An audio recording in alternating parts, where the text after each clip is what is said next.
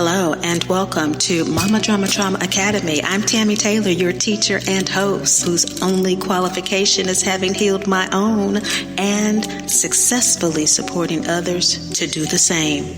Mama Drama Trauma Academy is now in session on the topic of righteous relationship with new souls. New soul, old soul. What you got to understand is that we are in spiritual crises. There is a crisis on this planet. Mama Drama Trauma is a planetary disorder. Old souls get caught up. Learning to live in loving detachment is about doing the work of giving from love, not for it. When we do desire, it keeps us trapped in matter, attached to material mother. New soul, new soul, old soul, old soul. New soul, old soul, new soul. New soul, old soul, new soul. It is only with this understanding can we have true self-compassion. We are in this realm to experience desire, fulfillment. Old souls get caught up. As experienced as we are, and in today's language we're called empaths, in the past shaman, priest, enemies, lovers, mother, father, cops, robbers. The disorder has us sick, crippled, dying. While new souls are inexperienced, old souls have too much. Like elders wise and true, this also means old souls are set in their ways, blocked in habits of beating dead horses, not knowing when to stop. Mama Drama Trauma lifetimes, because there are many. We are both mother and child, until the pain literally disassociates us from the body. Mama Drama Trauma Academy is here to let you know, although excruciatingly painful,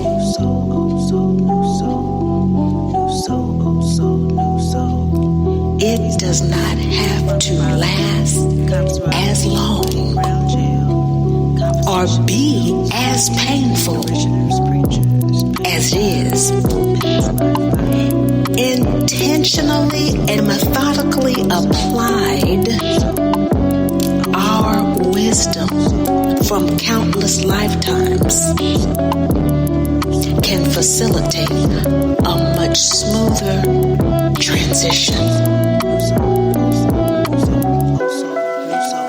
There comes a time when Great Mother activates the soul contract of an old soul.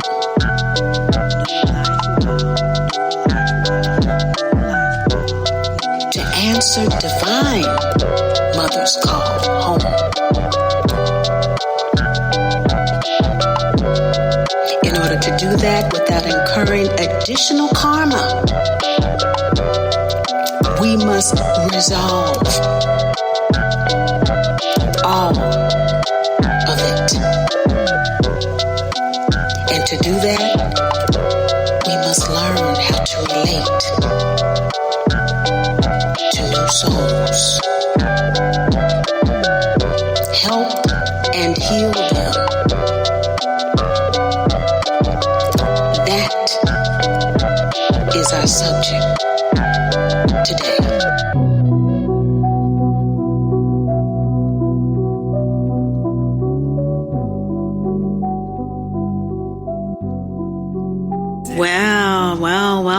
Welcome to this tutorial session, how to live in right relationship with new souls. There's shadow work for empaths with the mother wound. And as you've heard, this is a deep and broad topic we need to understand if we are to fulfill the Mama Drama Trauma Soul contract in a way that honors who we are, others, and this truly evolutionary experience.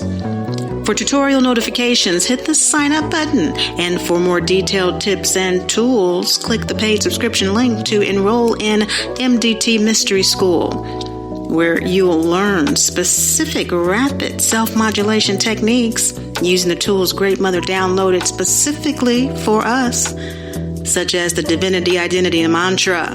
I am a dearly loved divine child of the Great Mother Father God, who is never judged, condemned, or left alone, as well as the 49-card Mama Drama Trauma Healing Oracle deck for daily and immediate clarity, balance, and confirmation. In the last tutorial, Are You an Empath with the Mother Wound? We defined MDT, who has it, and all MDT Academy has to offer empaths with the mother wound. Old souls in MDT recovery like myself, therapists, coaches, and those who love us. What is an empath with the mother wound? Empaths feel others' feelings in their body as if they are their own. The caveat here is that healthy empaths have a high emotional intelligence, able to distinguish between those feelings in their body, which are theirs, and those that are not. Unhealthy or traumatized empaths, such as those with the mother wound, with low emotional intelligence as a result, are unable to distinguish their feelings from others. This causes constant emotional dysregulation, which is why we focus on rapid self-modulation. Now, click the link below to listen to that episode, Are You an Empath with the Mother Wound? For more details about that. We go detail point by point. Everyone has a mother wound. What is the mother wound? It is unmet maternal needs, of which it is natural to, at some point, for a child to assert independence. This causes a natural conflict in the mother-child relationship. The mother wound is when one feels that one of these three maternal needs are unmet consistently and persistently. And those are maternal presence, provision of care, and maternal protection. Empaths feel the lack of maternal needs more deeply than others because of their inability to distinguish between their feelings and others from a lifetime of absorbing their own mother's unmet maternal need pain.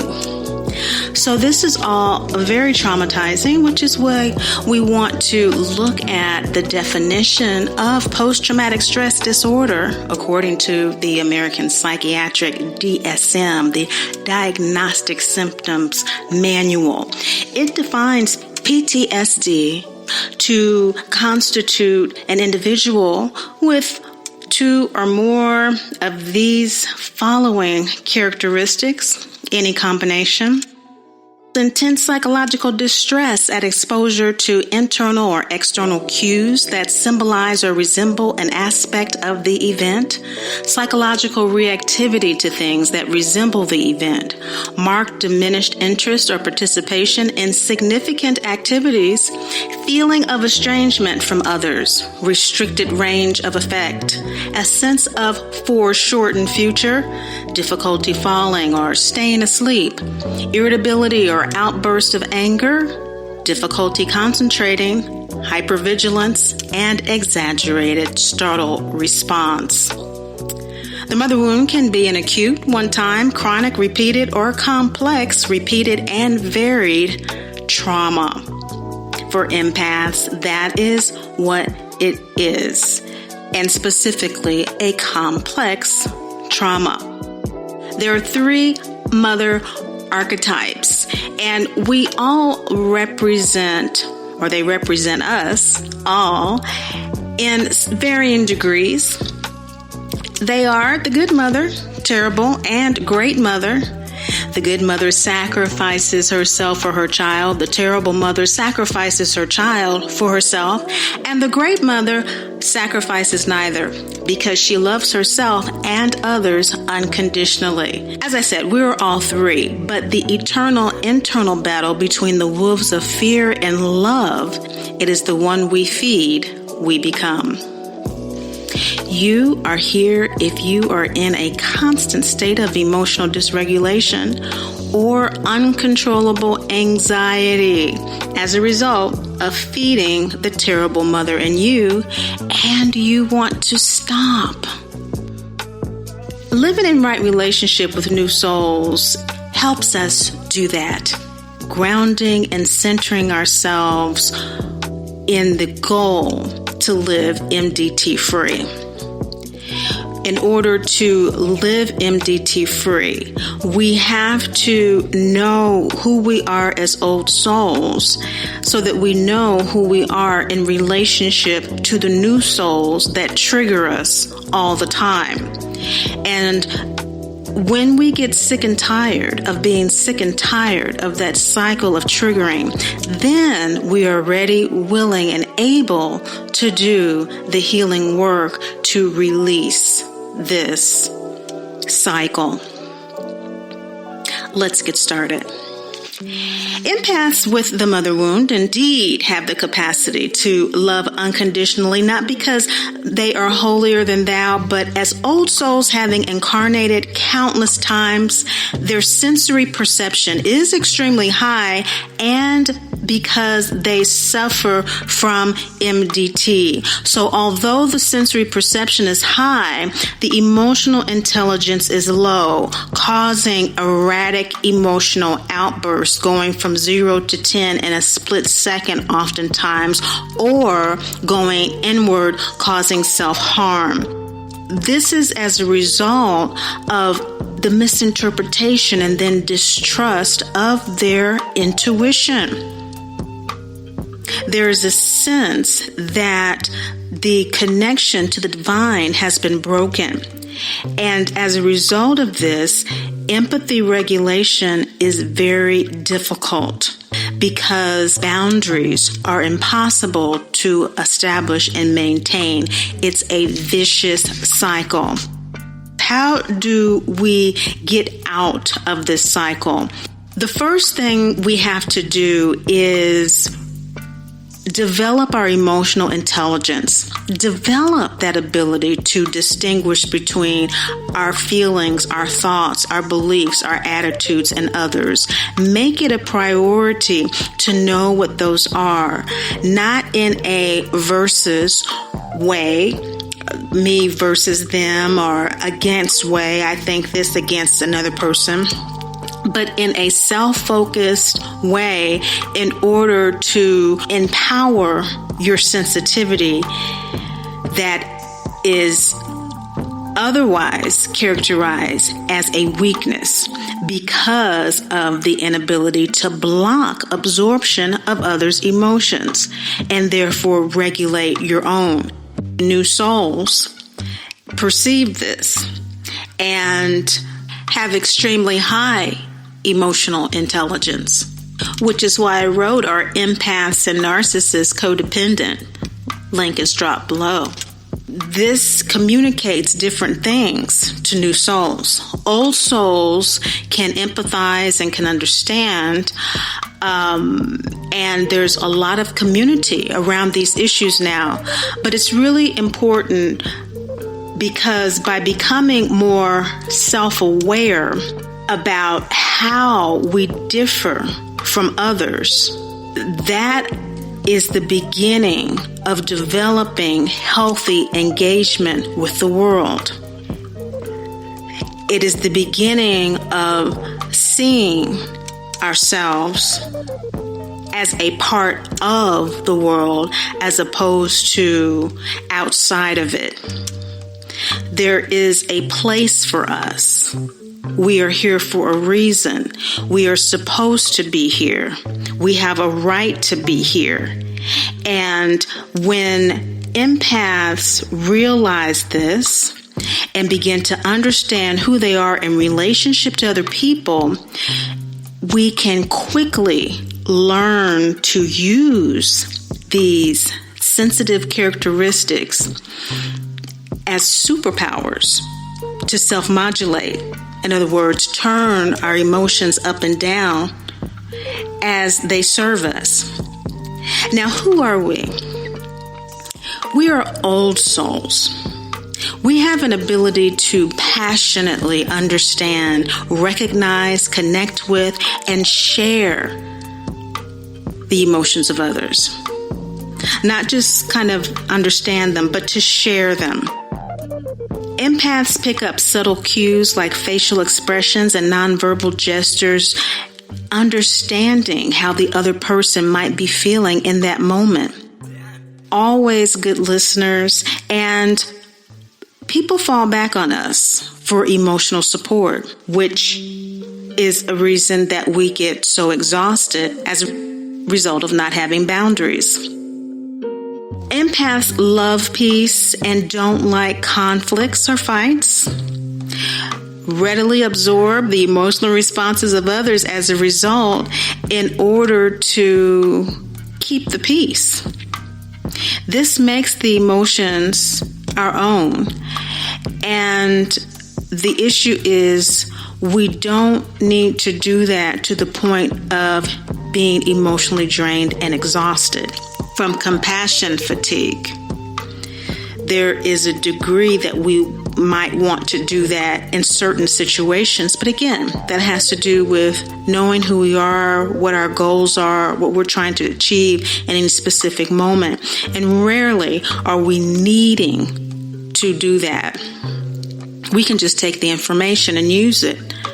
Empaths feel overwhelmed by being available to others and need to isolate ourselves from others to unwind and heal after all of the interaction, which is quite normal to new souls who do not absorb any of this and have, therefore, boundless energy. Empaths struggle to set these boundaries and say no to others, to stop giving even when we lack energy because of this intuitive sense that there is a need for balance in the atmosphere. This is the level of sensitivity we're talking about with empaths. The shadow side of this is the awareness that the atmosphere is actually an internal one that is in dysregulation and is externally focused in balancing it as opposed to being internally focused. Empaths feel alone in relationships as if physically in a jail oftentimes if the partner does not match our level of empathy. Now, this happens in varying degrees. Of course, we're talking about two extremes of a continuum. There are mid-maturity souls between new and old souls, and we relate to all of them well when we are able to work with our sense of self and develop that emotional intelligence, we need to create healthy boundaries. We know people. We see them coming and read them. The problem is with MDT, we doubt that. We doubt it because believing it is lonely. Who wants to be lonely? We'd rather suffer, right? After all, we could be wrong, right?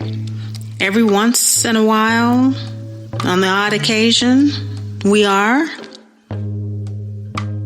But the truths of our lives are so painful, it's not like we want to be right. But we don't keep tabs either way. Now, right here is where we start with the emotional intelligence, because until we do begin to take account, inventory, and keep tabs on how right have I been? How many times has what I thought, believed, or downloaded been true? Not until we begin to really tabulate that will we see how disruptive MDT is in the reliability of our downloads, and therefore interferes with our ability to heal it. It is a self-perpetuating cycle, which is why it cycles through so many lifetimes.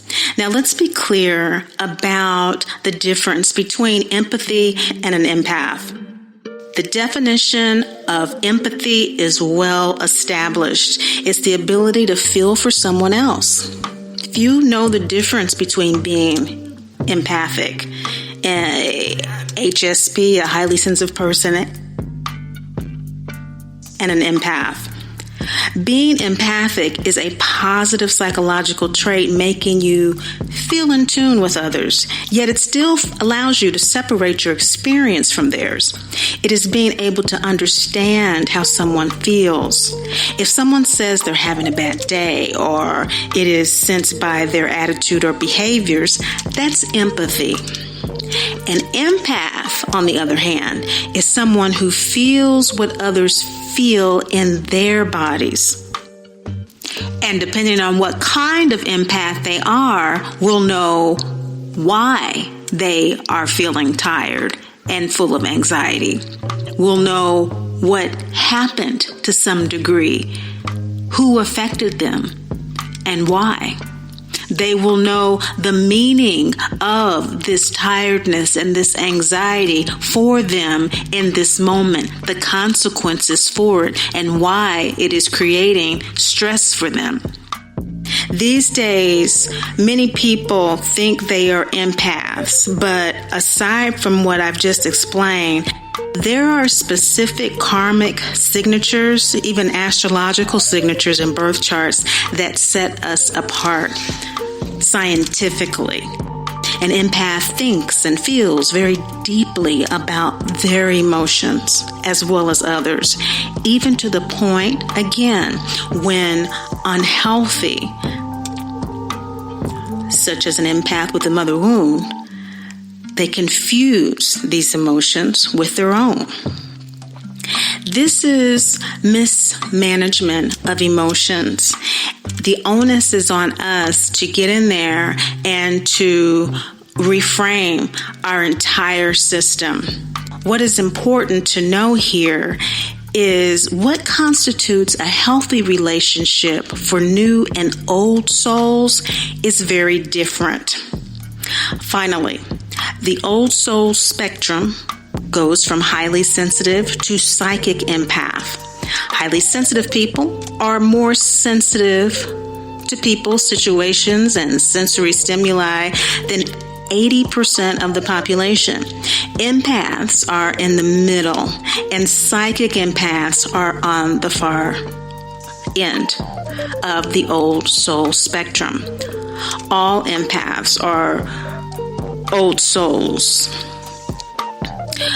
with the mother wound have MDT. Okay, so a highly sensitive person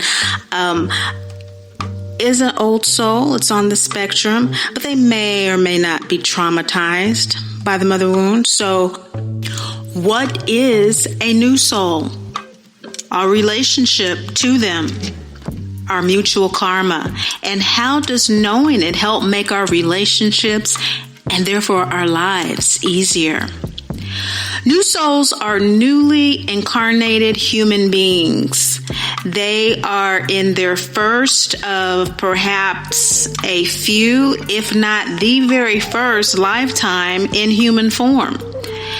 They may have the mother wound, and it's very likely that they do as well, but they cannot have MDT because they're not empaths. However, they do have varying degrees of emotional empathy, the ability to relate to how others feel.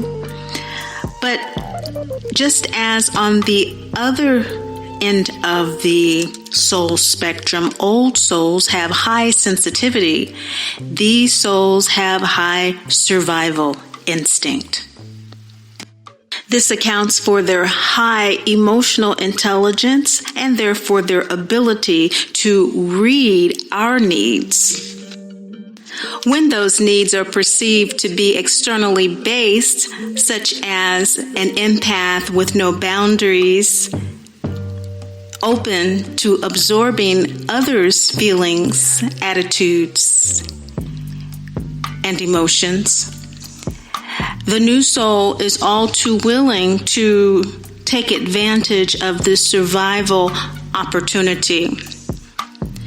This lifetime is nascent. They are newly descended from the womb of creation into the material realm. This incarnation cycle has yet to mature their emotional senses, which require experience to make us sensitive to the needs of others. Therefore, they are materially focused. Everything is about the body, survival, and competition with non-tribal members.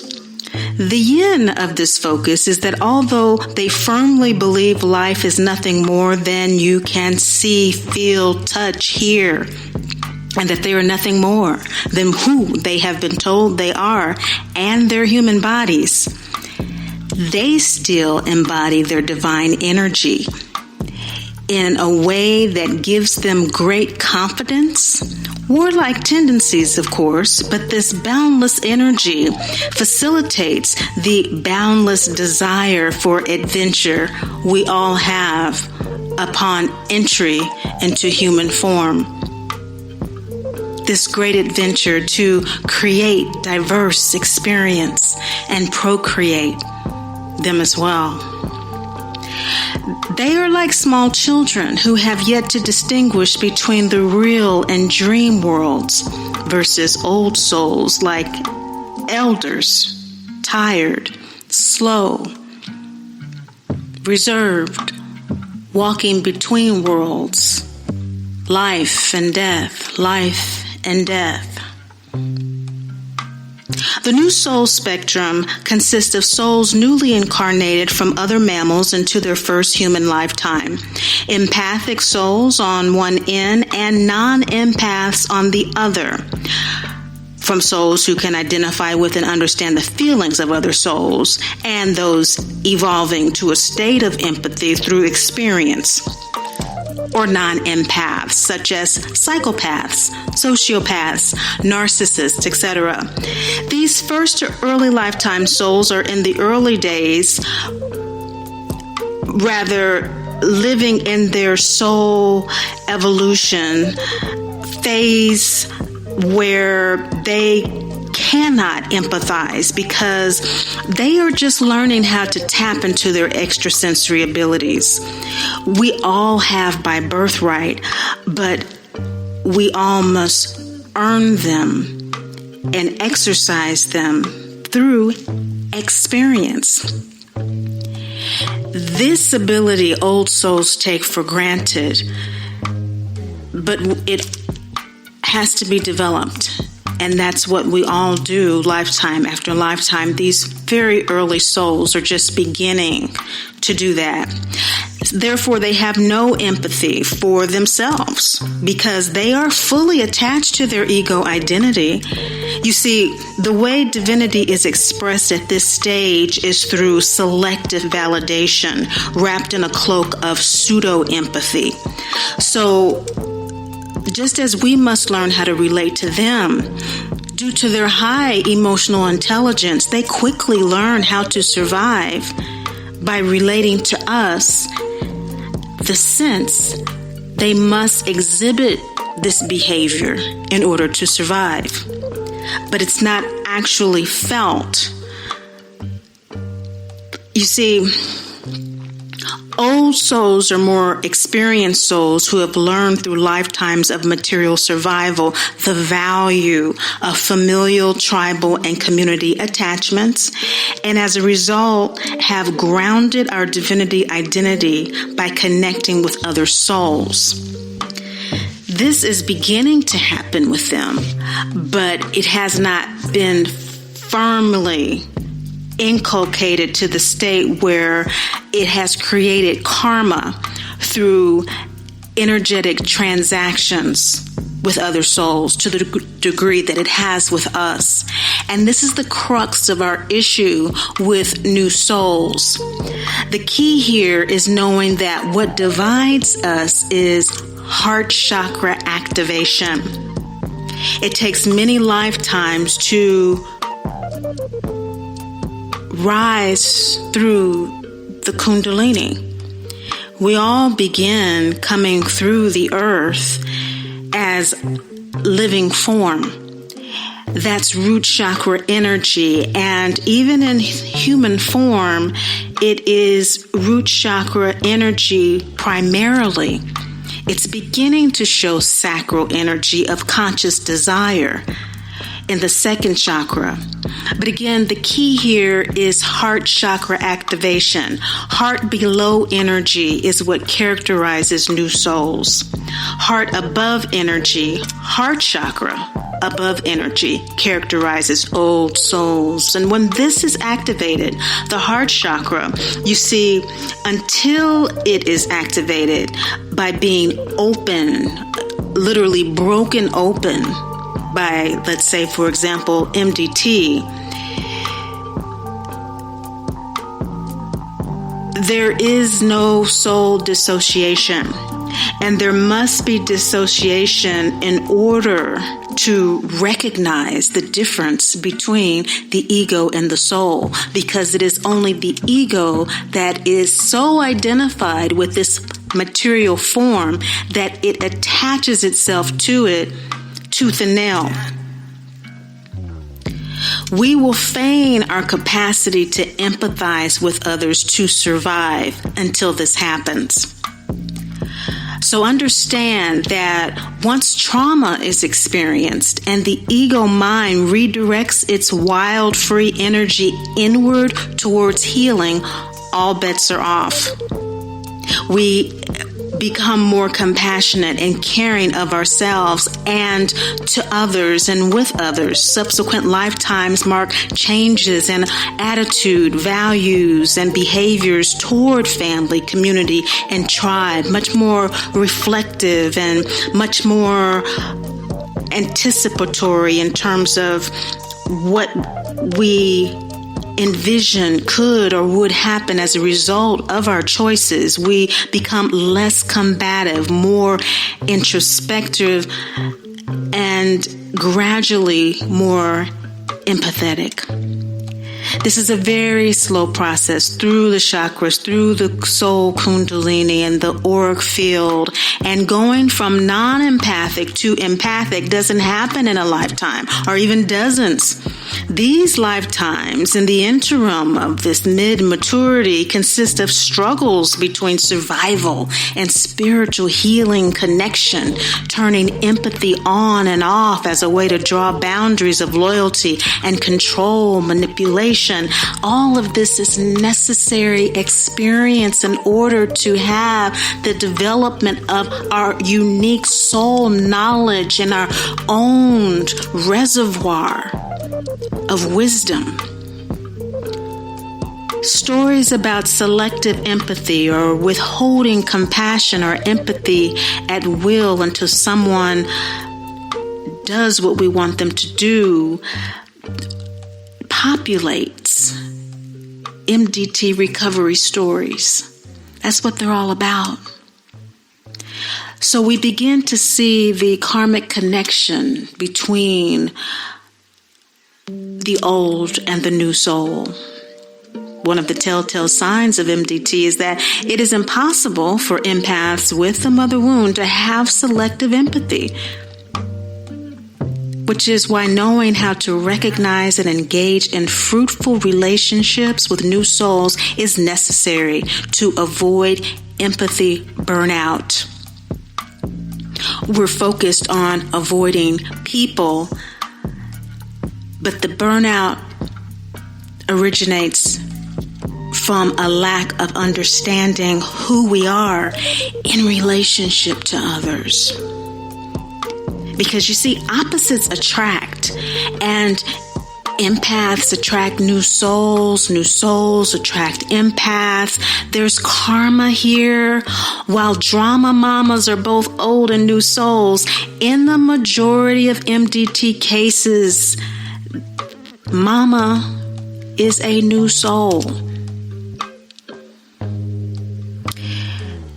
There's been research done about this, and again, that's why we have a companion blog with this. All these links are dropped below about soul type and evolutionary relationships to the types of souls and who we're typically born to teach and what we're born to learn. Drama Mama and their relationship template is something that without understanding and a change in conditioned behavior will continually attract the same situations and the same drama cycle lifetime after lifetime. This is why we have so many MDT lifetimes until we finally learn how to let go of the mother we want in order to accept the one that we have. This karma or unconscious behavior goes on for lifetimes until we do. How does this happen? Well, we embody the DNA or material form that will best help the soul execute its evolutionary karma, its soul work, purpose, or what is commonly known as our soul contract. Souls born into MDT energy cycles have the DNA necessary to experience and execute its soul contract, which is to evolve in self-love and spiritual independence. The unmet maternal needs that make us feel emotionally and materially deprived are actually a setup to coerce us into learning to love ourselves through the seeking of divine mother's love. It is a call to old souls to come home, to begin the process of ending unconscious earthly incarnations. Understand we are called to task in this calling home to take responsibility for the energy we bring into the room. Take responsibility for the sensitivity that we have earned. To own our divinity, our connection and insights from the divine that we receive about matters beyond material survival. Use it, share it, in order to develop the spiritual independence that is needed by all beings in order to truly feel loved. Without this awareness, individuals with the soul contract we have will have a DNA of abandonment and abuse that we perpetuate. And when we do not recognize this and that we are old souls and that our mother is a new soul it's impossible for us to achieve any of it. So here's the yin and yang. Karmically, or based on the energetic trajectory from past lives, the natural comfort zone of a new soul is attachment to the material realm and discomfort with spirituality. The natural comfort zone of an old soul is spiritual attachment and the struggle with materiality. Religion is the belief system, the law, the logos, the word, all the domain of Great Father, action, words. This is where new souls shine. Spirituality is the life practice of daily experience, that self-reflective divinity through devotional prayer, meditation, intuitive guidance, and living one's life accordingly. All in the purview of Great Mother, the Holy Spirit, intuition, the Comforter. This develops over lifetimes, this connection, which once developed cannot be denied. So therein lies the battle. As new soul mothers love their children according to their characteristics, who they are and what they are. She is completely unaware of the sensitivity and the needs of an old soul child. And with this awareness now, to expect her to be is cruel. She behaves cruelly herself because she's ill-equipped to process her own mother wound, which is why, as a dearly loved divine child, an empathic child was born to her to help her heal and evolve her empathy. This is our relationship to one another. Look, she believes all she is what she sees, feels, and touches, tastes, smells, and has been told she is. She doesn't know she's more. Stop expecting her to believe that she is. Great Father energy presides in her life. Maternal wounding combined with the lack of soul experience makes her reaction to her old child visceral and defensive, which works against her by shutting the child down. She will invariably refute all of what the child says it experiences from her. But understand, as she does this, moving forward, don't get tripped up by this. This is not denial. Again, I repeat, this is not denial. We cannot deny what we do not know. Forgive yourself and her, for she knows not what she is doing. And forgive yourself for not knowing up until now. I know there's resentment. I know there is a tendency to compete with us. That's the trait of the new soul. Survival of the fittest. But they can't compete with the self-aware old soul. And this only makes the situation worse in many cases. And so don't get tripped up by this moving forward. Be clear. You must decide how much time and space you have to devote to that unchanging dynamic.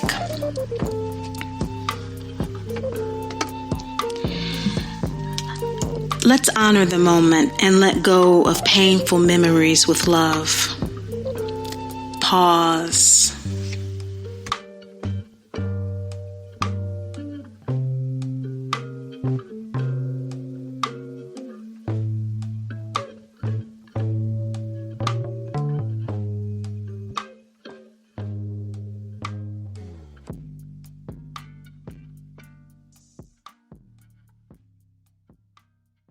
Breathe in the love that is here. Breathe out shame. On the count of 3, let's breathe in compassion and caring. 1, 2, 3. Compassion and caring. Exhale. Blame. Finally, on the count of 3, inhale, acceptance. 1, 2, 3. Inhale, acceptance. Exhale, guilt.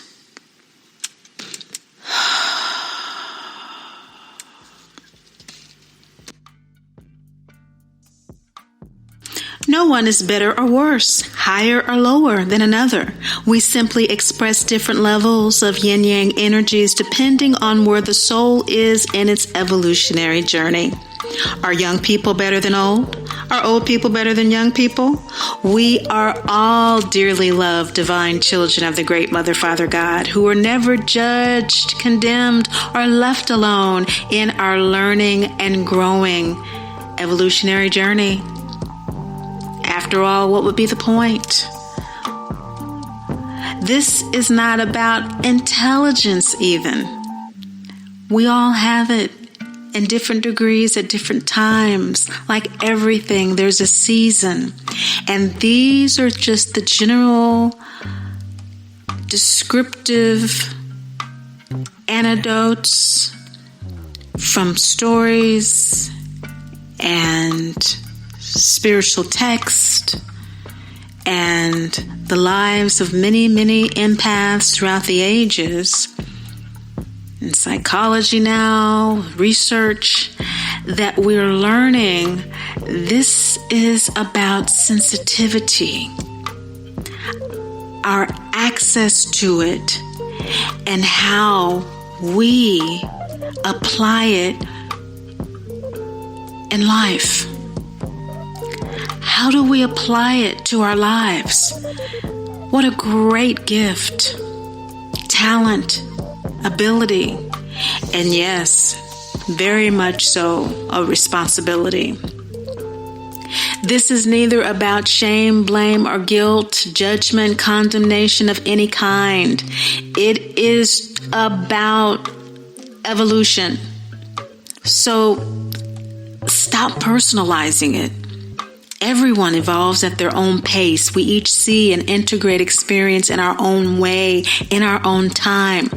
No one but we can determine our course, and we cannot force others to see, no matter how true, wonderful, and refined our POV. On the other side, never forget, evolution goes both ways. Mama drama or not, she is our primary soulmate and teacher. With MDT, this truth is a reality that we must face in order to fulfill its soul contract. Having said that, you can now imagine why new soul drama mamas are completely debilitated by MDT. Like generations before her, all she knows is to pass the mother wound down to you, and absolutely nothing about empaths. The saying, I did the best I could with what I had, highlights the disconnect between the divinity her empath child sees shining within her and her conditioning of the child. that destroys its greatest efforts to evolve from it. You see, it's something that somebody grown has to do. Make a decision. And no one is more equipped to do that than an old soul. The challenge for those in MDT recovery who are ready, able, and willing to redirect their powerful empathic abilities from trying to save her to saving themselves first is realizing therein lies the decision. And it must be made. It must be made. Now, in my experience, it took 10 years. That's this lifetime. In other lifetimes, I didn't even know MDT existed. And in others, I let it marinate the entire lifetime. But let's be clear. To heal the DNA line, the decision must be emphatically made. Nothing less than lifelong commitment to this inner work is required. The yang of this is all material needs are well taken care of in the process as long as one stays in the process. I've seen it too many times by now. No doubt it is excruciatingly painful and worth every bit of it to break the cycle. Now, let's suppose if the drama mama is an old soul mother, an unhealed empath with the mother wound. Outwardly, the scenario is the same with one possible exception. The karma for this is low internal energy because her battle is an internal one expended in a lifetime of trying to connect with Divine Mother. She may be an addict, whether it is to substances, religion, tarot card readings, etc. She struggles to ground her sporadic insights. Sporadic because she does not know who she is and what truly pains her. So the questions she asks and prayers she prays only hit home when she does. But here we also notice that while she may be stressed, depressed, and even totally out of it, a mother with MDT often encourages, or at the very least doesn't block, their empath child's own MDT healing efforts. For one, they just don't have the energy, but for two, again, the intuition, the knowing that there is an evolutionary pull.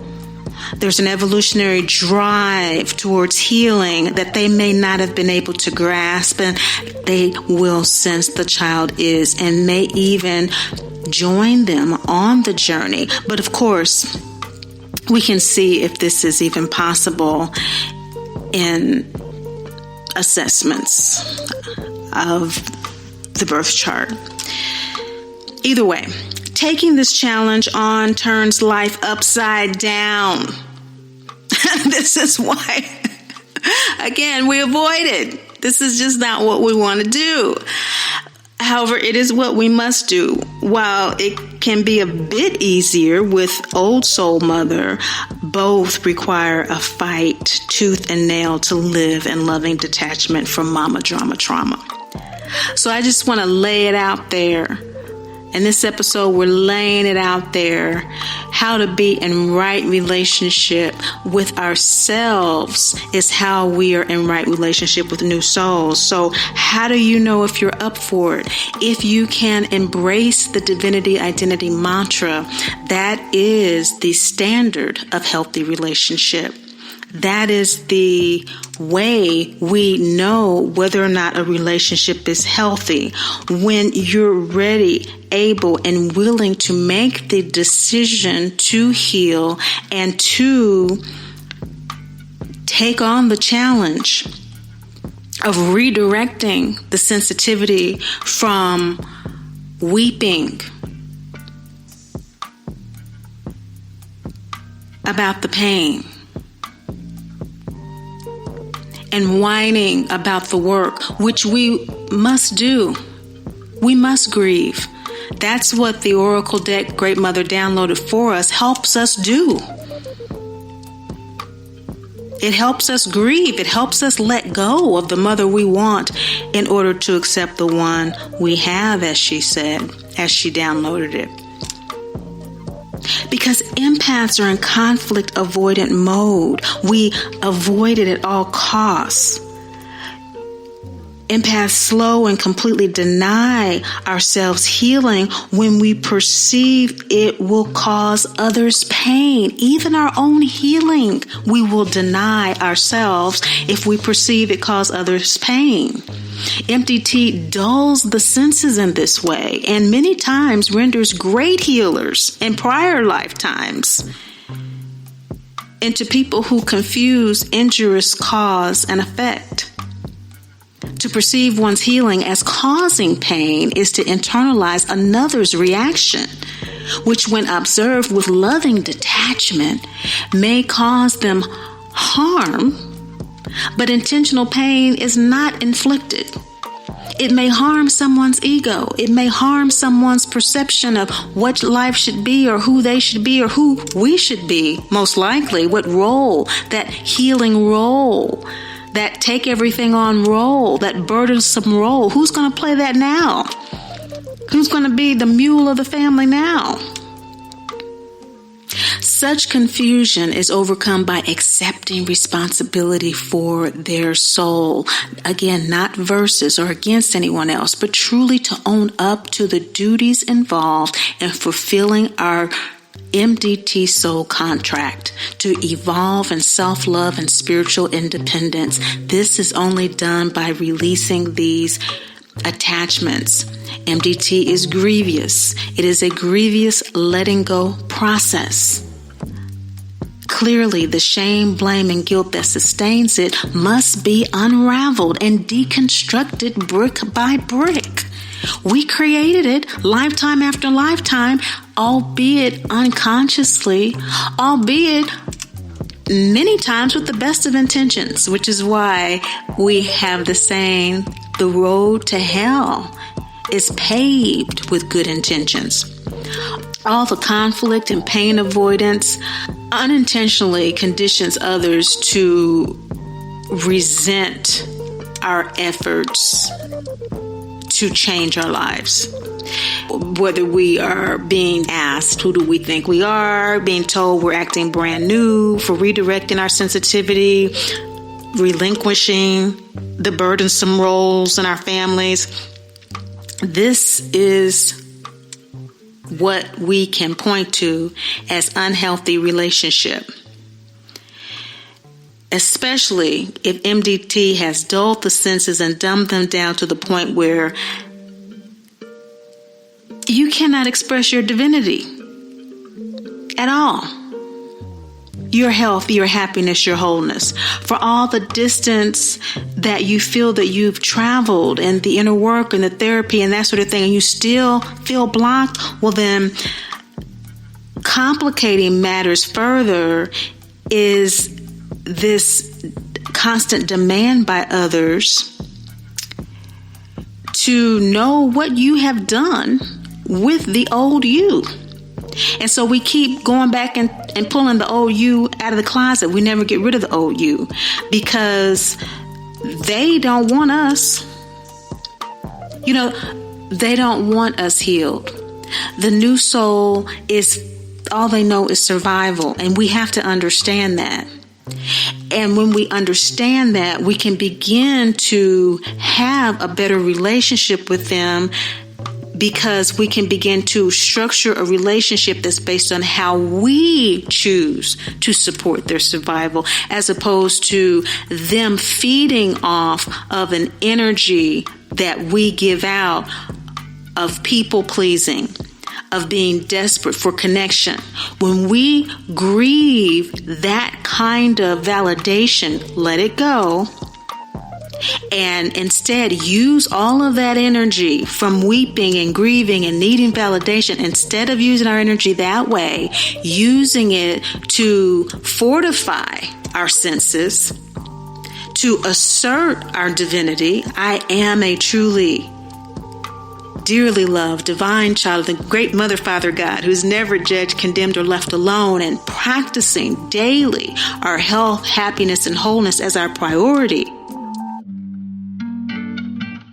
What do you do when you just do not have the time to set yourself as a priority in your life? Well, here at MDT Academy, we recite the Divinity Identity Mantra and feel for which of the 8 phrases does not resonate. Whatever phrase that is our practice for the day. Click raw score below to survey your divinity resonance now. When we support ourselves, it informs how to support others. No, many of us are not meant to have 9-to-5 jobs or jobs. It's not so much the job. It's the energetic focus on making money.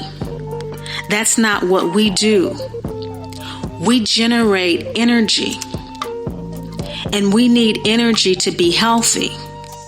But we cannot be healthy if the energy is not generated from within. If we keep getting drained of it to no end other than making a paycheck. No matter how many paychecks or how many checks or how many whatever dollars there are, it can never replace what we, this small population of people on the planet, are here to do.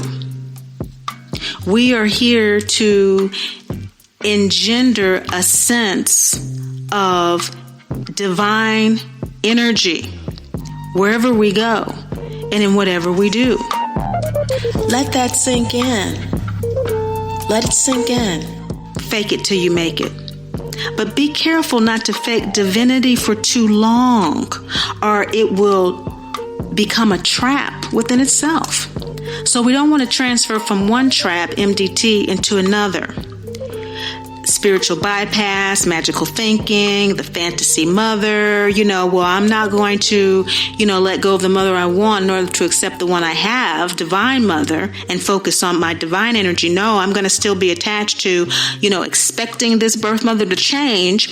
Well, again, it's kind of keeping it in the closet and not truly releasing it. When we don't release, we don't receive. And we have to, on a daily basis, receive energy. That's our job. We are vortices. That's our job. And yes, it does entail making quote unquote money because it comes to us as a result. We generate it.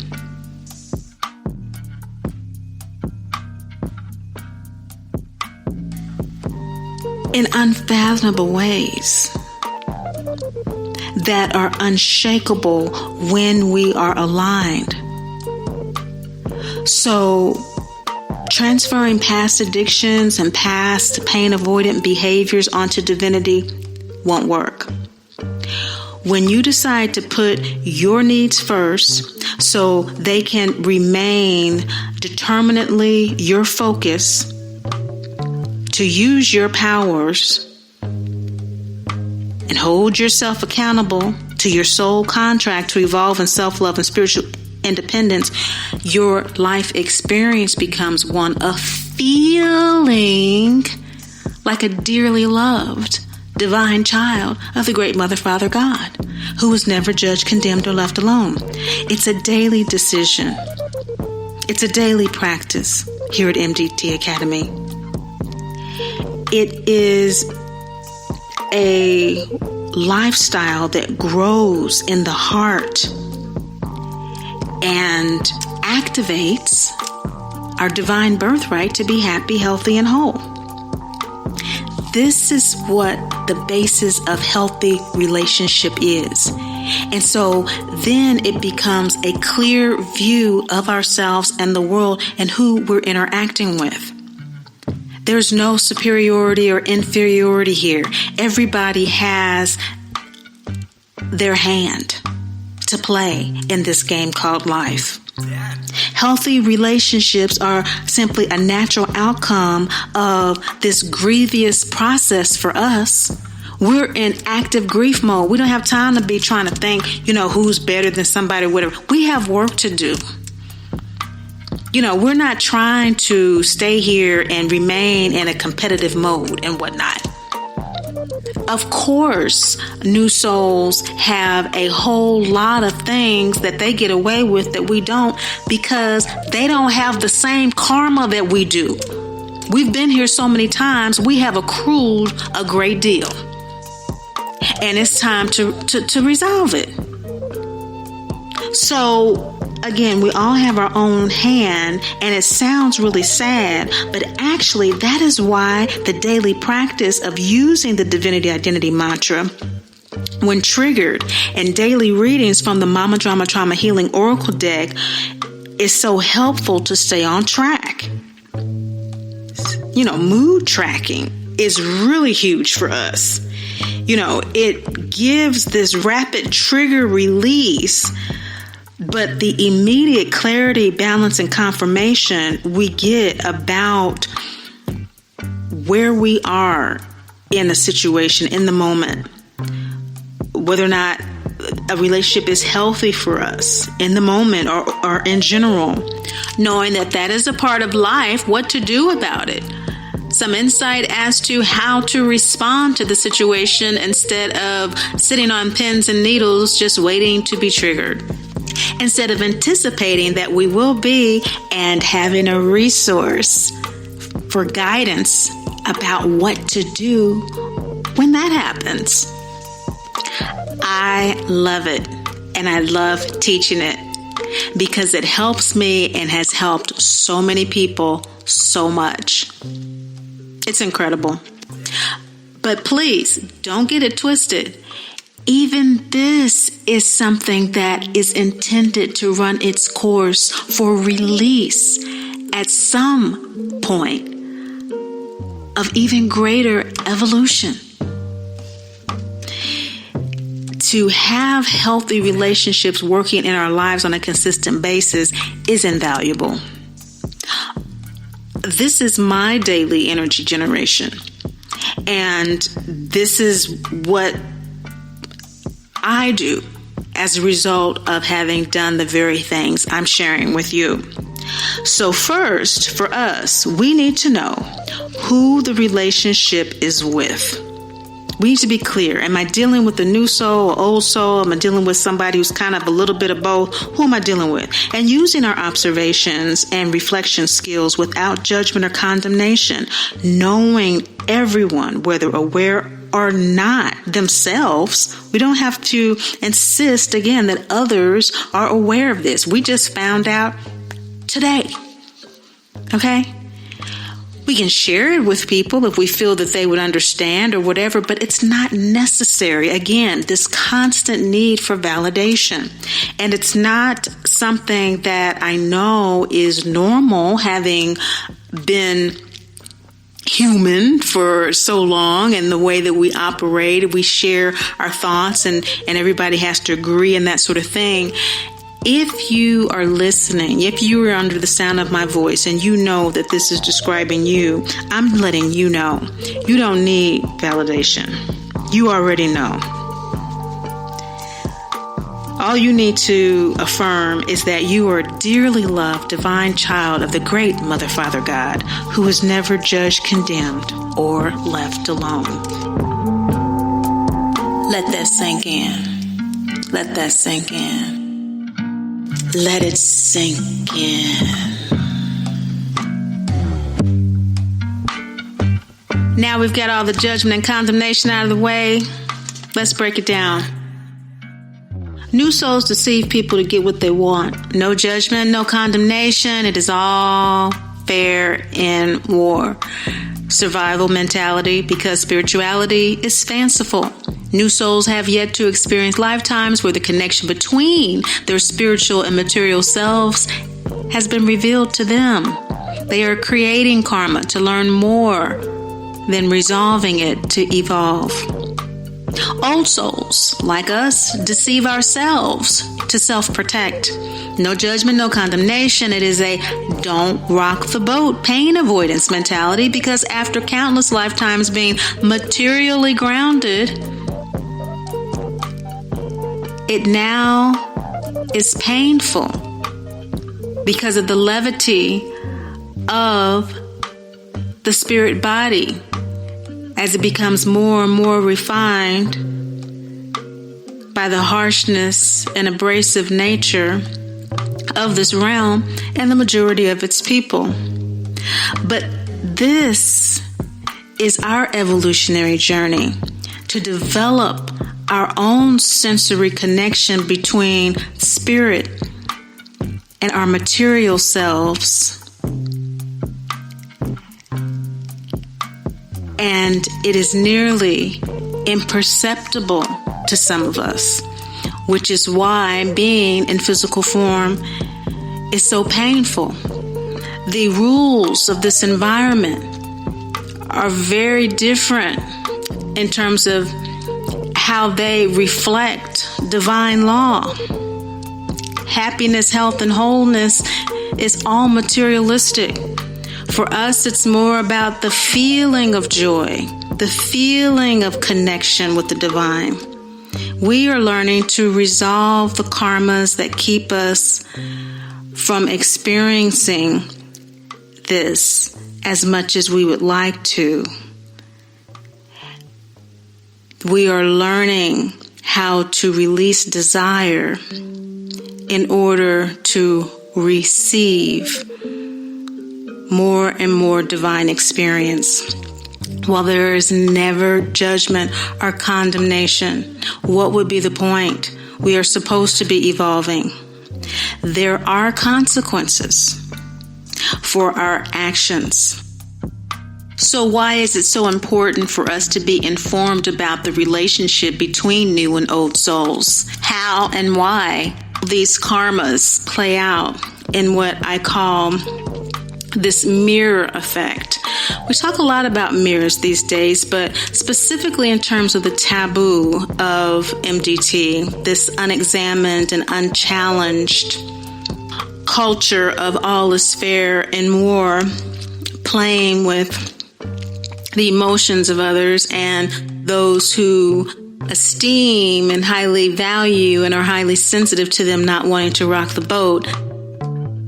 Upon closer examination and challenging them, we see that this pain avoidance mentality of old souls is actually what is creating the karma that keeps us here. And what I mean by keeping us here is in the material realm, there are souls of higher evolution than intuitive psychics. These are highly spiritually evolved beings who we are evolving into becoming as empaths. And these beings have mastered emotion completely.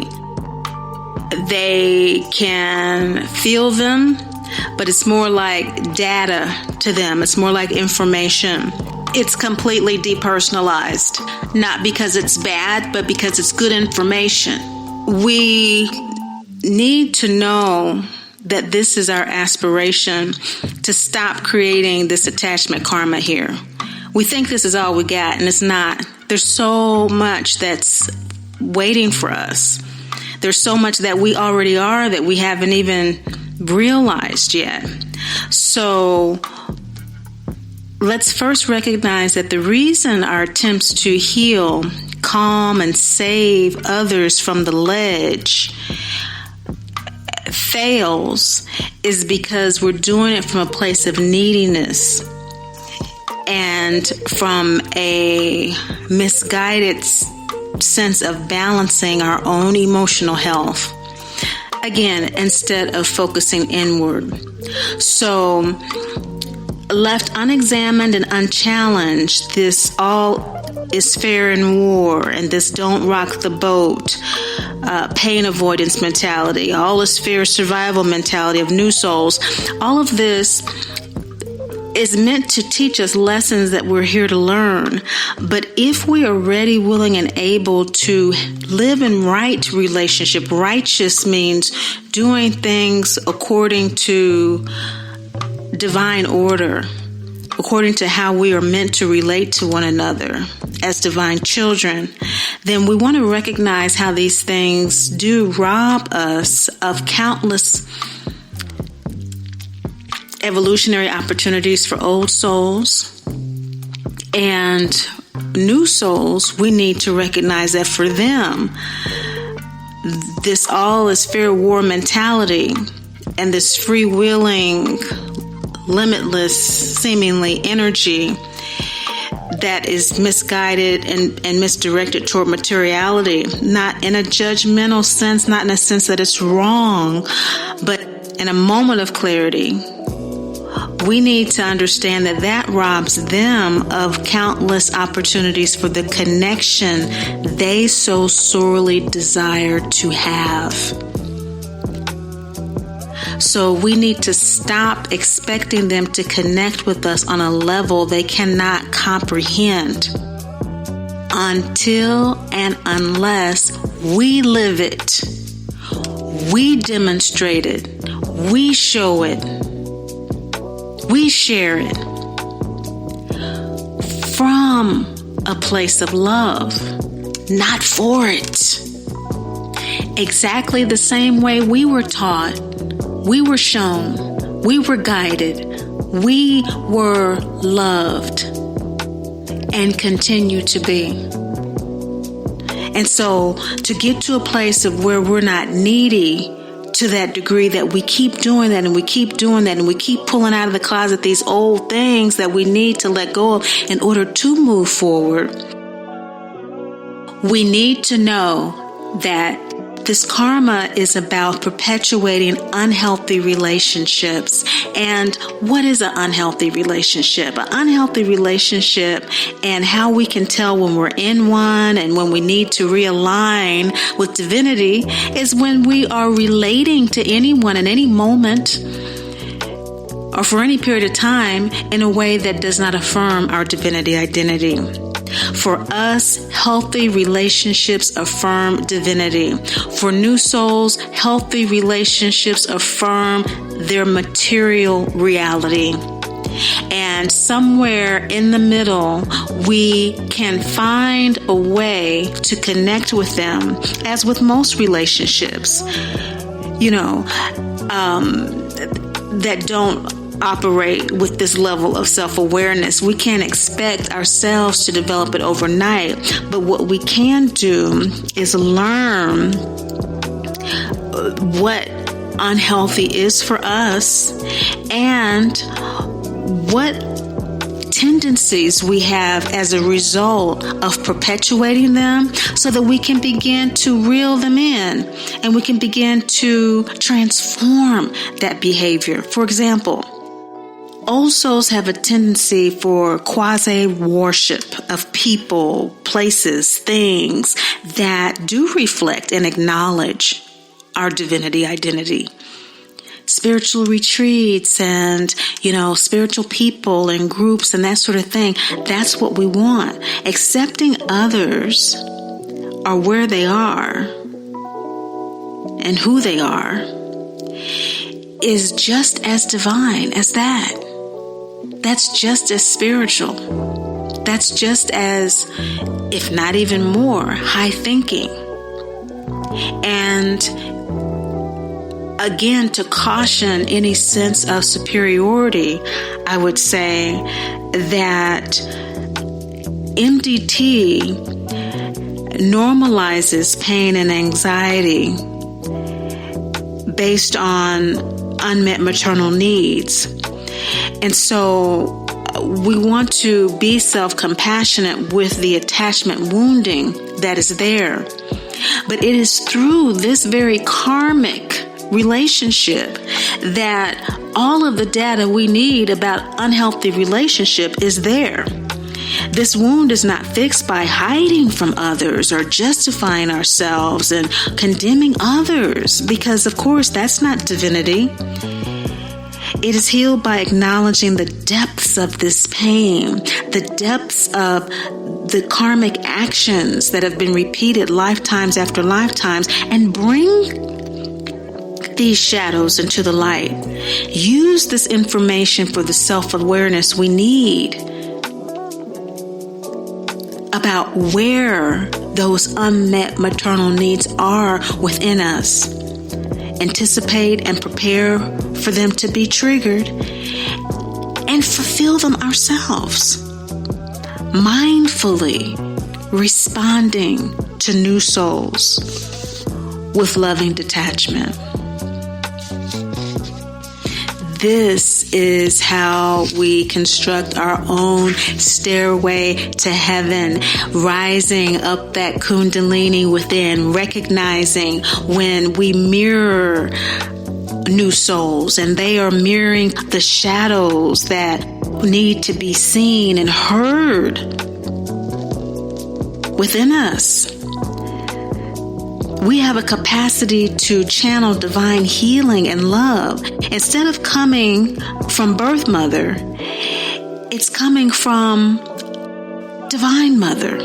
Learn to let go of the mother you want so you can accept the one that you have. Staying focused on the love available to us keeps us in a place of receiving what we need and each little detail in the moment. When we do this, we don't have to focus on releasing attachments and addictions. They fall off like rotten fruit from a tree. They just drop off on their own accord. Earth Mother, Motherland, all of our other mothers, angels, guides, and ancestors are always revealing to us new meaning and experiences to fill us to overflow, to refill ourselves and others. This is the consequence of divine healing. Make no mistake, the soul is undaunted. Undaunted. We are spirit beings having a human experience, not humans having a spiritual experience. Let it sink in.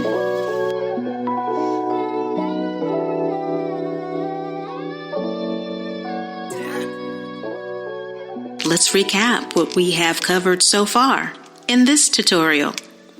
We have covered how to identify ourselves, new souls, who they are, who we are in relationship to one another, the delusions and confusions that have kept us from owning who we are and recognizing where we are in relationship to the world. For us, healthy relationships have a lot more to do with our health than survival. Healthy relationships are the basis of our healing. As healers in prior lifetimes, entangled karmas, promises made, debts owed, make us bound to one another, lifetime after lifetime, misaligning our divinity to the point where we now use the hard-earned gifts, talents, and abilities from these incarnations to dissociate from others and even ourselves, to self-soothe. Often having been our mother's parent in a prior lifetime, employing fear, shame, blame, and guilt to get what we want, not knowing better, incarnating for greater and greater experience and learning the repercussions of them. still ricochets. And like a pebble in a pond throughout lifetimes and lifetimes. This kind of maternal bond is bondage. So it feels devoid of the kind of love we need. Addictions simply lock the prison cell. To process the law of attraction, we get what we give. New soul, old soul, old soul, new soul, new soul, old soul, old soul. Enemies, lovers, mother, father, cops, robbers, playground, jail, conversation, mail, student, teacher, parishioners, preachers, parent, child, past life filed. Past life filed. But are we getting the message? We don't get to control. Lifetimes of leading and controlling others for survival in various ways, with various titles and various genders and various nations, and even with the service that we've provided, it still holds a tinge of entitlement for us, which is why many of us have a feeling about it. We feel a kind of way about not being in that same position this lifetime. Let that sink in. Let that sink in. Entitlement to have things our way is something that MDT helps us to look at and to learn how to be in selfless service, of which Birth Mother is our supreme teacher. Not serving others devoid of self-consideration, care, and love, but of conceit, keeps us from experiencing true health, happiness, and wholeness because it's out of soul alignment for us. This is why we can't compare ourselves to others. Comparisons with new souls is only useful insofar as it informs our interactions with them to this end. That's why we're taking the time today to look at this. Now, here's the bottom line. Self-awareness is about keeping tabs on our downloads, the accuracy of our intuitive energy to rate our level of soul alignment is what our refocusing work is about. We cannot reframe our experience of MDT, shame, blame, and guilt to divinity, health, happiness, and wholeness without this practice. The more soul aligned we are, the greater our intuitive reliability. The less aligned we are, the more intuitive reliability is sacrificed.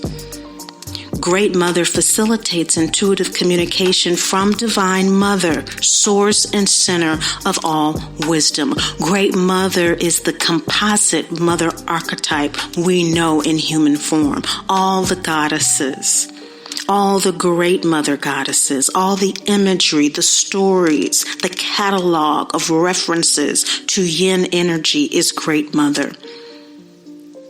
She is the material manifestation of Divine Mother, the cosmic center of all creation in form, energetically expressed as the Holy Spirit, our intuition, the comforter, and through good and terrible mother energies and archetypes that release or sacrifice themselves and or their children. In self-mothering, keep in mind each decision we make either to sacrifice materially or spiritually for material. Yes, all is spiritual experience, but on a practical experiential level as souls incrementally learning how to tune into the frequencies of others around us in a more objective way to better manage our own energies. We need to understand sacrifice for what it is. the giving up of something of value for something of greater value. This is about selfless service. But more than that,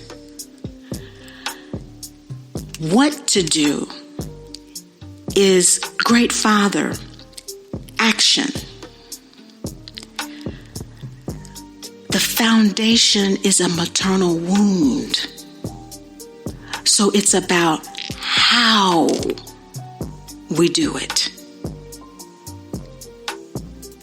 Release and receive.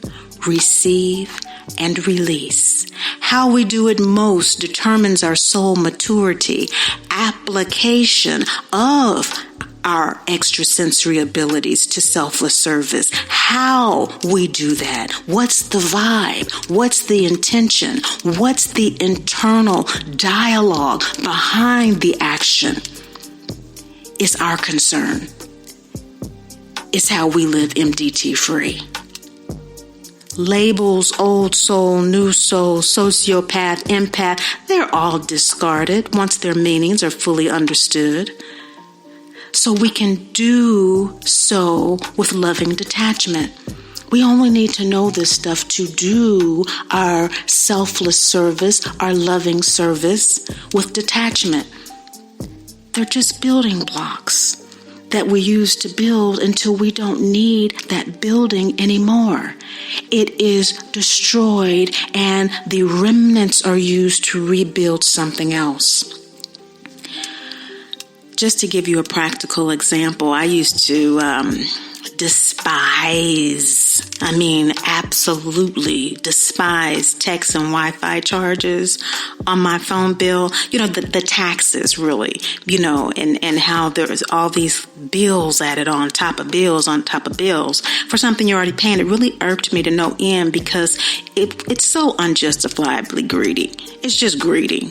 Everybody know that. I knew so also. It grew greedy. I understand survival, but that level of greed was just, insufferable to me. And so I used to, even if I called on a technical question to the service, I would just be asking questions about the bill, and I couldn't help it. I just wanted to know to make sure I wasn't getting cheated any more than what they were charging. And so over the last few years, I've received guidance to cease this behavior. When I reverted back to it, it takes us a while to follow guidance, right? We've got to validate it through experience and, see what the consequences, the results are of following it as opposed to not following it. Test everything. Goes without saying to test what I'm saying. Test everything. So I'm going through this validation process, right? And so when I reverted back to acting the way, I was acting, most of the time I'd be good and then I'd be good. And then, when I wasn't, I noticed that the extra time spent on the phone going back and forth with them about these charges and stuff. And I knew better than most of the customer service people by the time, I would get new customer service people. I had been trained on the bill and I would be testing them. But when I did that, after I'd received this guidance to stop, it resulted in minor inconveniences like missing important text calls or new client texts. And with this type of work, you have to respond to people, fairly quickly, and things would just be lost. And once I even burned something on the stove, and it just caused a big mess. And so just those few extra minutes let me know there were more important things I needed to be spending my time doing. And what I've noticed since releasing that behavior completely is my general interactions with individuals and companies with fraudulent behavior is much more relaxed and observant. And the reason is the release. The release that this has given me has allowed me to benefit from receiving what I wanted. And the essence from the same kind of situations and companies and feeling cheated and the greed was I wanted to be treated fairly. But we don't get to dictate that. We don't get to control that this lifetime.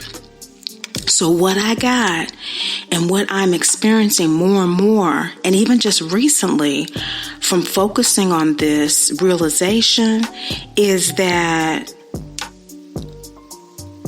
taking it away from the taxes and the fees that could have been in my pocket versus being appreciated for what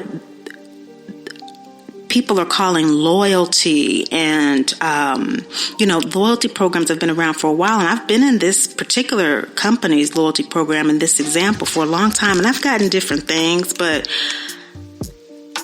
I recently was given a free phone. Now, it's common to have these added phone lines and you get a free phone. I know. But my partner had his phone died, and I just happened to look at an email that had come from the loyalty program that was talking about a special deal with it. And I went to their website and I was like, this is not, once again, just kind of really like, no, this is just a come on. When I called them, it was not a general offer. Yes, it was better than the general offer. It was like it did end up reduce my plan, the cost of my entire plan, and a free phone. So I think for it added up to be like for the last 3 years, for whatever taxes and fees that they've charged, I just got it all back. And I've just noticed, and I'm noticing more and more, and the more that I notice and focus on the blessings from this type of focus, the more and more that I'm getting almost to a point where I'm having to find things to give to people more and more. I already donate, and as I have been blessed, I continue to incrementally increase my blessings. But one of the things I got was a free laptop. It's not the gigabytes that I need for the type of work that I do, but I'm going to donate it to a school. So that's how energy works for us. So trying to compete with new souls who are focused on the material realm and fighting that fight is being proven to me and to people that I work with more and more that really is not the vibe, the frequency that benefits us. This kind of stuff happens to and for us all the time. Another bottom line is old souls, we pretend. Really, that's why it's so stressful. We pretend to care about survival. We put up this front because that's what people are always talking about, money and this and whatever. And so we pretend we're like, okay, I'm supposed to be, adulting here, whatever they call it. But we don't really care. But we pretend to care about survival and need new souls for that. We need them for that. That's why our relationships with them is so important. New souls, they pretend to care about spirituality, and so they're kind of around, evolving souls, or more experienced souls, I should say, because we're all evolving, and see that evolution teaches us that the more that we connect with spirituality, there's something there, and it's very grounded in the human species that they pretend to care about it, but they need older souls for that.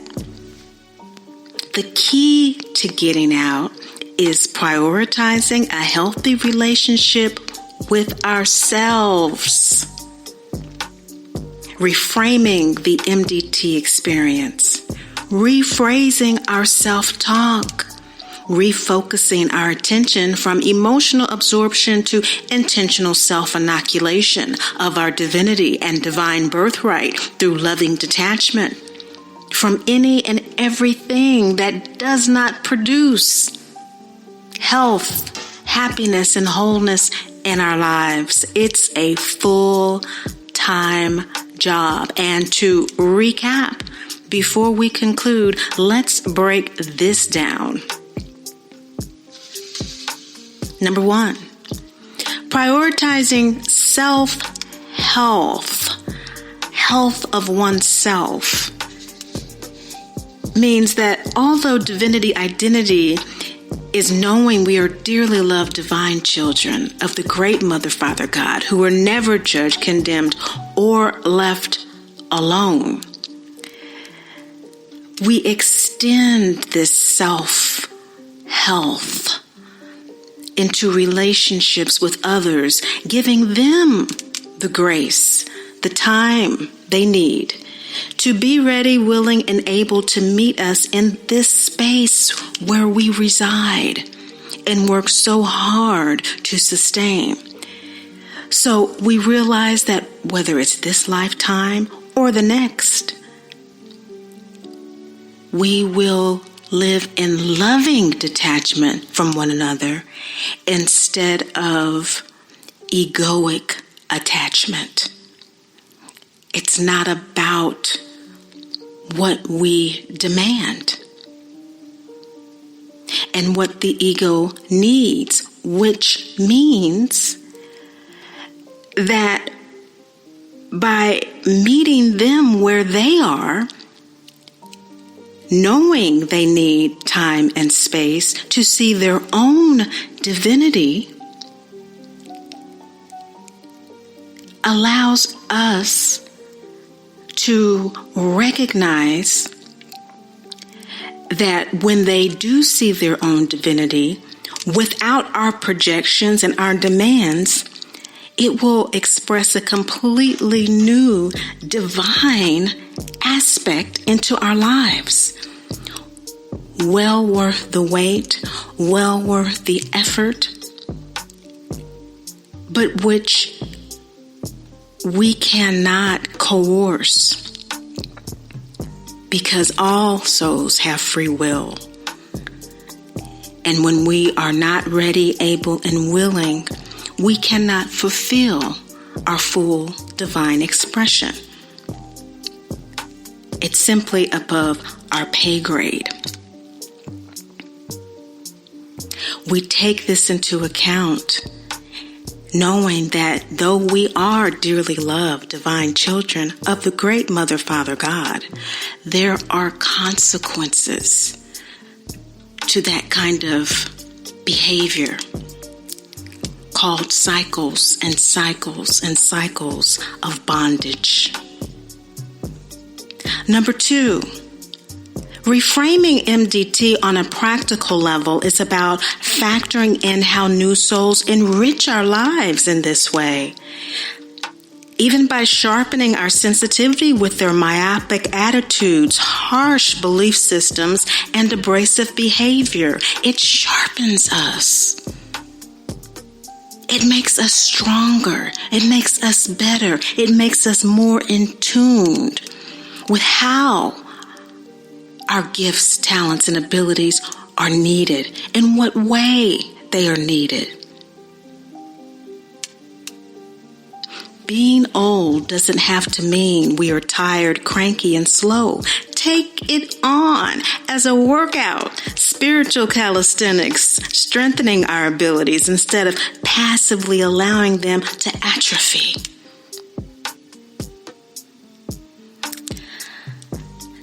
Number 3, rephrasing self-talk. None of this is easy. None of it is easy. Having to realize that we need help, that because we are dearly loved, there's limitless grace and mercy for us. Regardless of what we choose, regardless of the consequences, we have help from our angels, guides, and ancestors who are always with us. You know, the card in the deck, when it shows up, it's all about reminding us of this, that our angels, guides, and ancestors are supporting us to live in loving detachment from whatever person or situation we're inquiring about. Number 4, Refocusing from emotional absorption to intentional self-inoculation of divinity identity is all about recognizing the avoidant attachment behaviors that we have had toward new souls. Is not self-protective. It is something that actually stunts our evolution, impacting our experience of divinity in form, preventing us from resolving our karmas with them, and thus keeping us bound to this realm. Number 5, self-inoculation of divinity identity is always keeping first and foremost in our minds that we do have a divine birthright to be happy, healthy, and whole as it aligns with our soul purpose, our soul contract. What makes the soul happy is being free, being liberated, not in bondage. But we get the divine opportunity while in human form to align with this power that breathes life through us, to be an instrument of evolution, a conscious instrument, which is what we will be heretofore, understanding we are dearly loved. Say it with me. I am a dearly loved, divine child of the great Mother, Father, God, who is never judged, condemned, or left alone.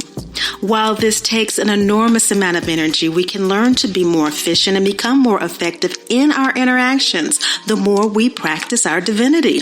The reason this is so important and cannot possibly be overemphasized is that the core pain in MDT recovery is the intuitive realization Divine Mother is calling us home. It is the end of unconscious earthly incarnations through a soul contract to detach from the Maya of emotions in such a powerful way.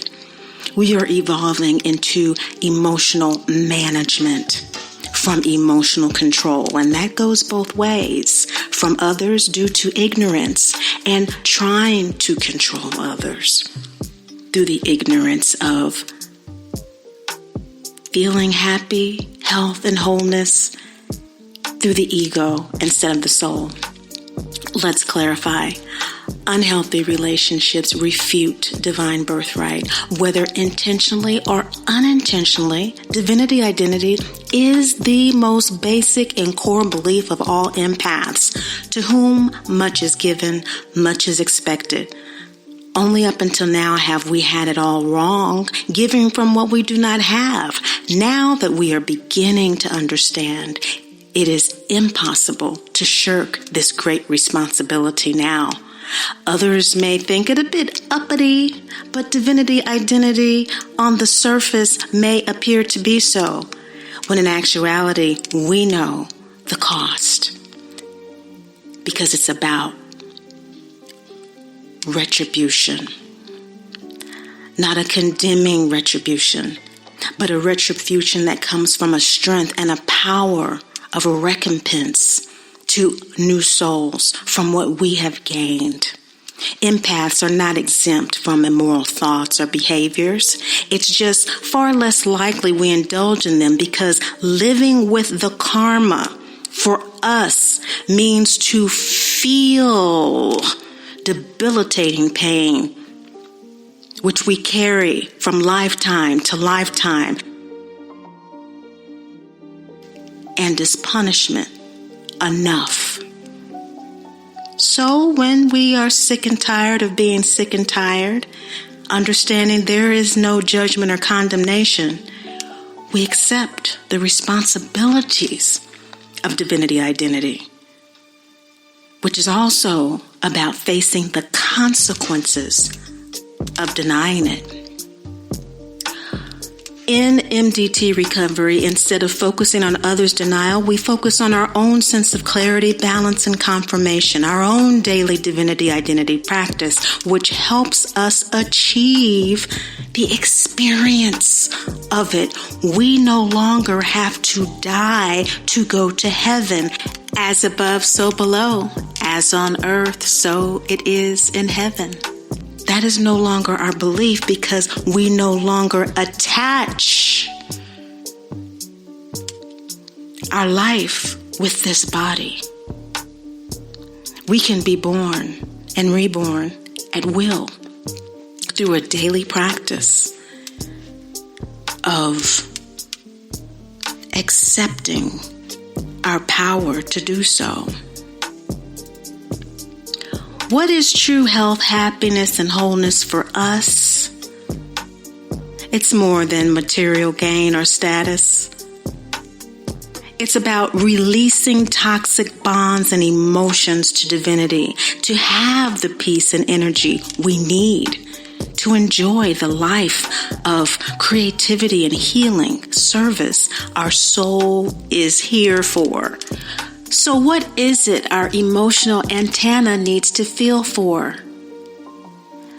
We need to tune in and ground within ourselves intuitive reliability that guides us from a give me mentality to one that is a lifestyle of empty me.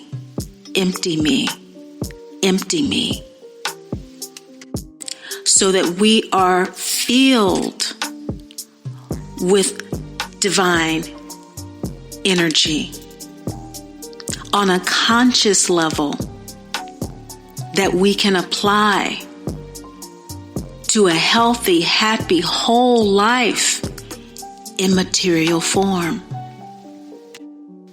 MDT is a rites of passage, the birth canal to an entirely new way of thinking and being in the world. Henceforward, this is what our soul is here for, but there is a divine order that we must follow, and we must be aligned with why and how the soul is to fulfill it through this contract. Mama Drama Trauma Academy employs the Mama Drama Trauma Healing Oracle deck, consisting of signs and symbols for each of the 8 phrases of the mantra, representing a god or goddess sibling who overcame MDT, a moon sign, lunar phase, and chakra, to affirm and confirm in us with clarity and balance, we are survivors. We are truly healers. We are being tested and called to task on that.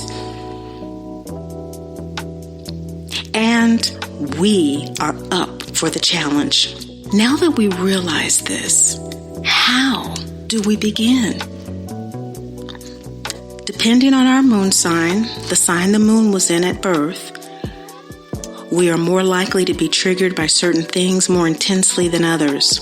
The moon is our mood, memory, mother, comfort, and creativity. Did you hear me? It is our mood, our mother, our memory, comfort, and creativity, depending on its zodiac and house placement in our chart. The way we zero in on our everyday moods, feelings, relationships helps us to anticipate potential triggers, and it differs according to what that soul memory is, because it determines how we react. Now, of course, its placement in the chart and its aspects to other planets will change according to each individual and each individual's cosmic calculus. But This tool was downloaded from Great Mother for us to learn how to live in loving detachment from mama drama trauma. And using the Divinity Identity Mantra technique helps us immediately see how new souls mirror or reflect our shadow, showing us where we are in our healing process, why we are triggered, and how to dissolve it, and the triggers we have throughout the day, one by one, until we get into a flow of focus and refocused behavior and energy reallocation that empowers instead of disempowers us.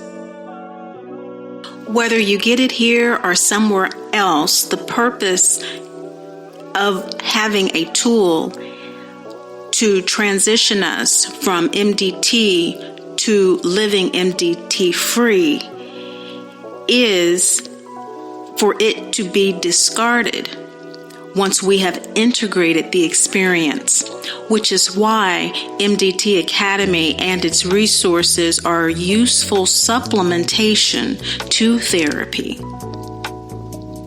useful supplementation to coaching, as well as for coaches and therapists who have MDT themselves. We are healers, but we don't have to be wounded healers to the point that our work is ineffectual or that it is not up to what we know that we're capable of doing. In conclusion, many of us are sick, crippled mentally, emotionally, and physically. I realize we have been through a lot, more so than many of you. Not just now. I'm saying this because we've also been through a lot in previous lifetimes.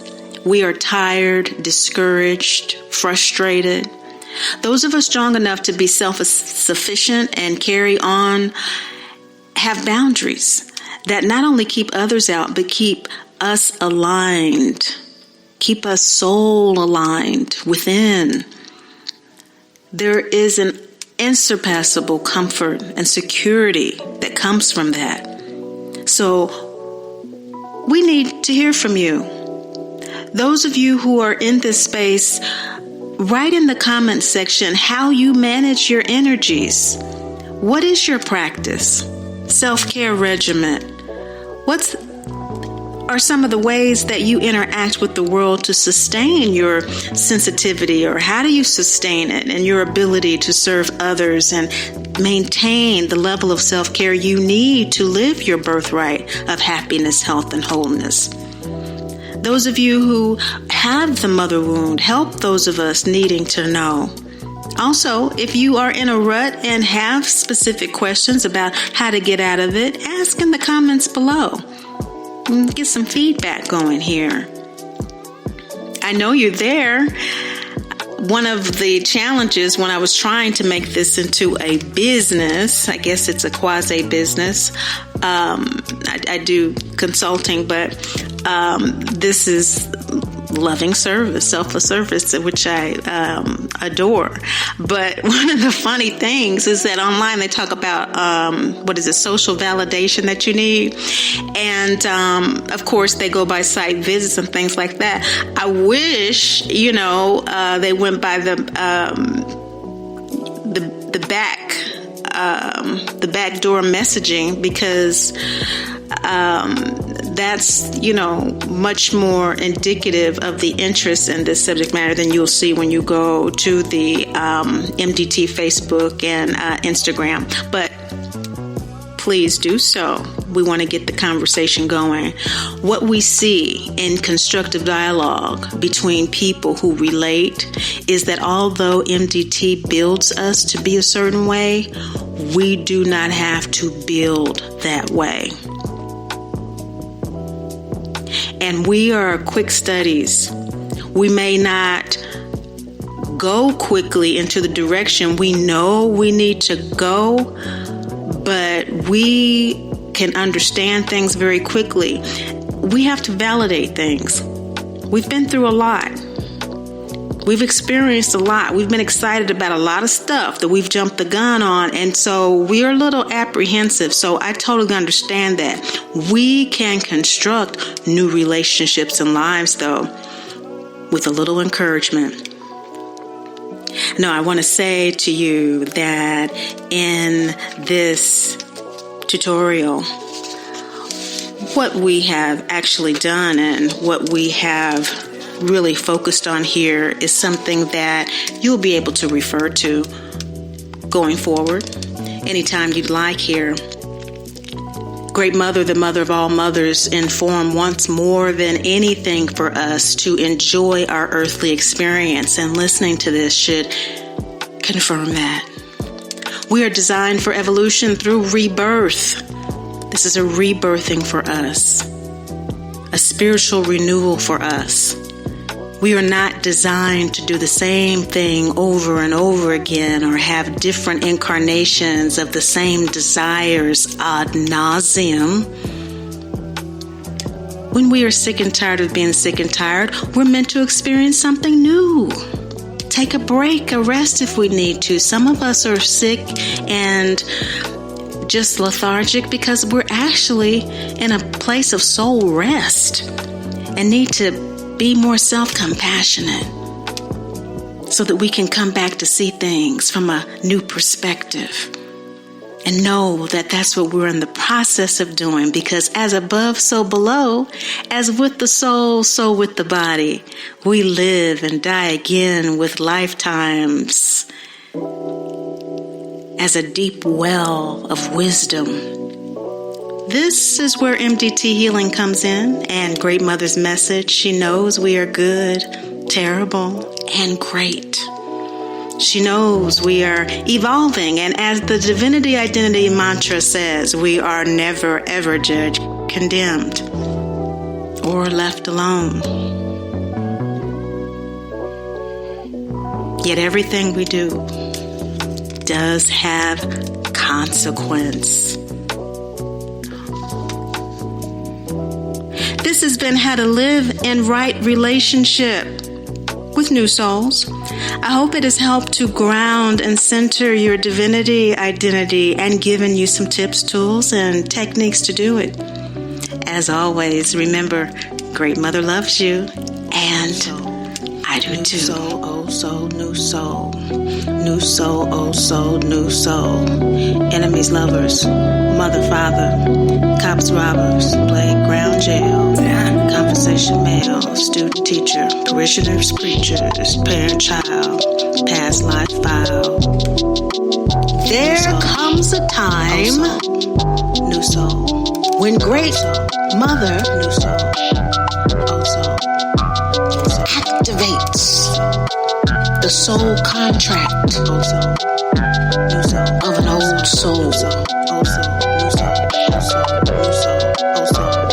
Enemies, lovers, mother. to answer divine mother's call home. Conversation, mail, student, teacher, parishioners, preachers, parent, child. In order to do that without incurring additional karma, we must resolve New life, wow. New life, all new life. of it. And to do that, we must learn how to relate to new souls. Help and heal them. That is our subject today.